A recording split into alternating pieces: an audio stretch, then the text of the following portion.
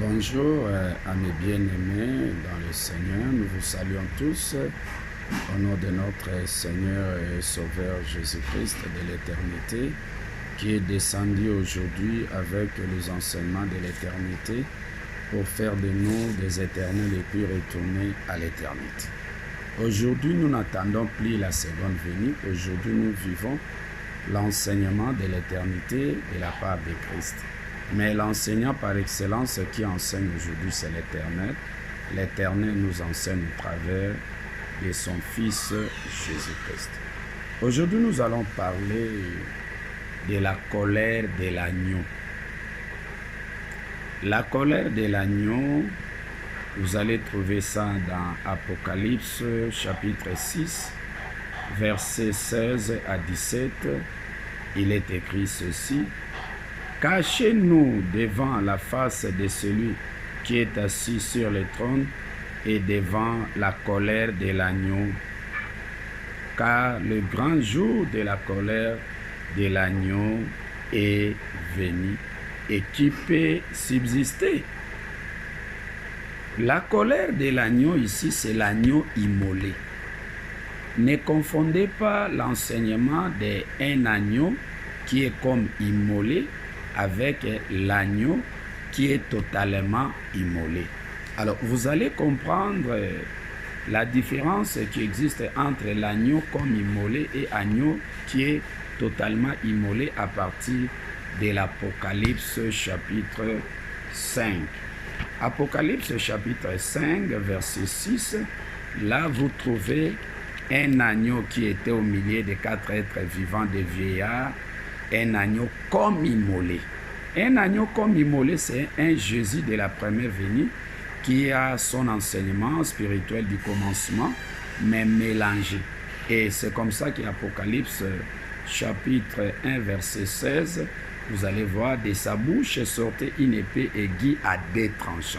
Deux tranchants, c'est un enseignement spirituellement, mais mélangé. Mélangé avec la parole charnelle, mélangé avec la pensée humaine. Ce Jésus-là, c'est un agneau tacheté.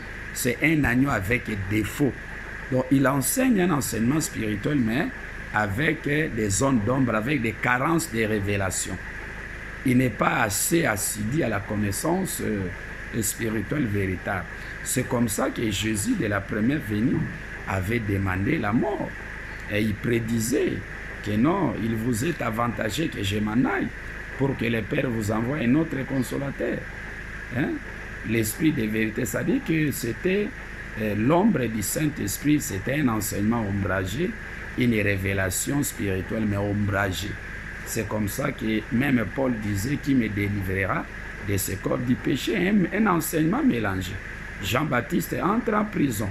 C'est comme ça que Jésus-Christ devait quitter l'état d'un agneau comme immolé pour s'anéantir totalement quant à la pensée humaine, l'enseignement.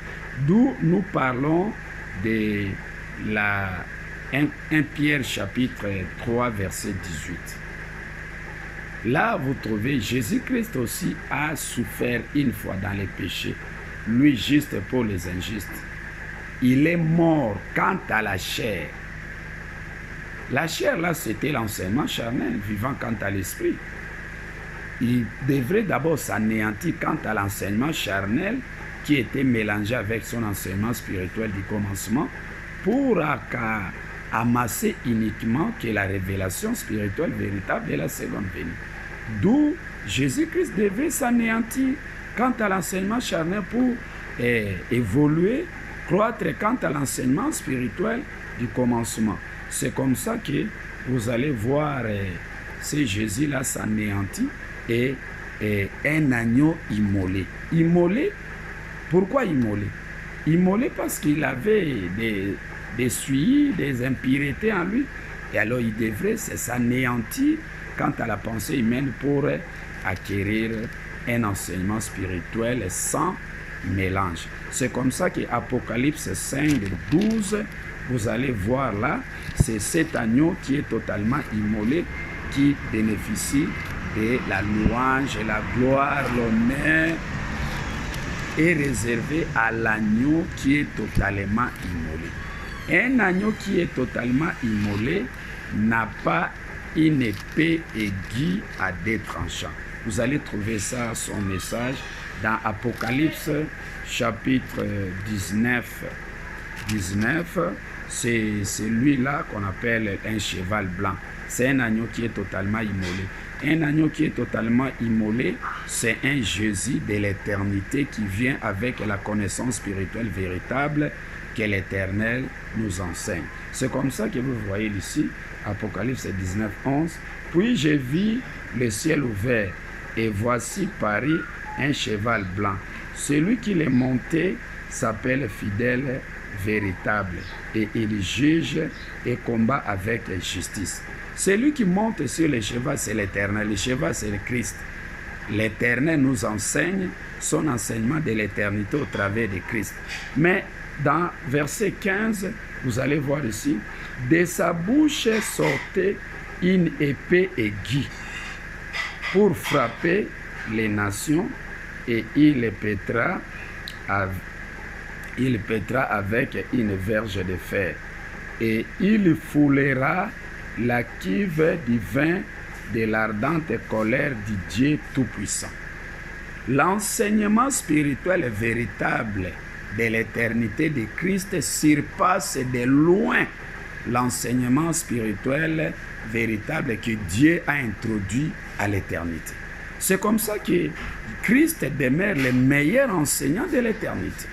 Le meilleur, puisqu'il est plus spirituel. Durant le règne de la première venue, c'était Dieu qui était supérieur à Christ. Mais à l'éternité, c'est Christ qui surpasse Dieu. Puisque le spirituel n'est pas le premier, c'est ce qui est animal.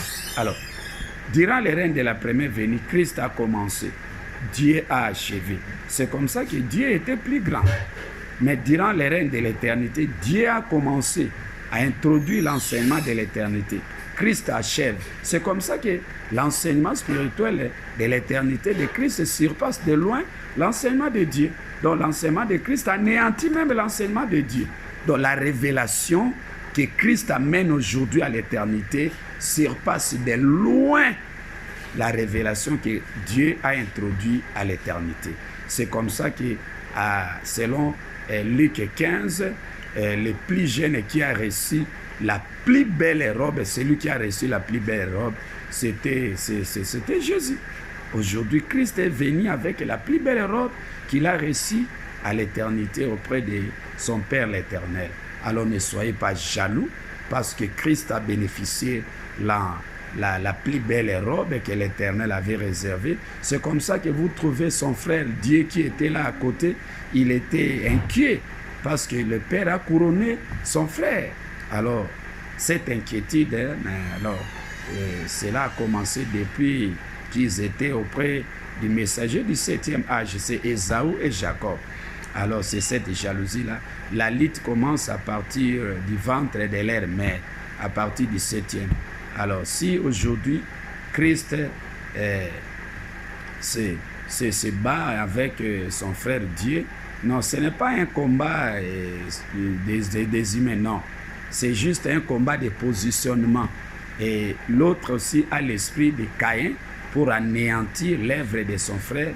Mais aujourd'hui, Christ, on ne peut plus l'anéantir. Il demeure un enseignant spirituel véritable qui demeure éternellement. Alors, l'agneau immolé, ne comparez pas l'enseignement de l'agneau immolé, qui est Christ de l'éternité, avec l'enseignement de l'agneau comme immolé. Le Christ qui a l'épée aiguë à deux tranchants n'est pas égal à Christ qui a une épée aiguë, comme Apocalypse 19, 15. Nous vous invitons à amasser cet enseignement de l'éternité pour compléter votre connaissance et puis retourner à l'éternité. Si vous rejetez cet enseignement de l'éternité, la porte de l'éternité est fermée pour vous. Nous vous remercions tous au nom de notre Seigneur Jésus-Christ de l'éternité qui est l'agneau totalement immolé, anéanti quant à la pensée humaine et puis vivant quant à la pensée spirituelle de l'éternel. Merci prochainement.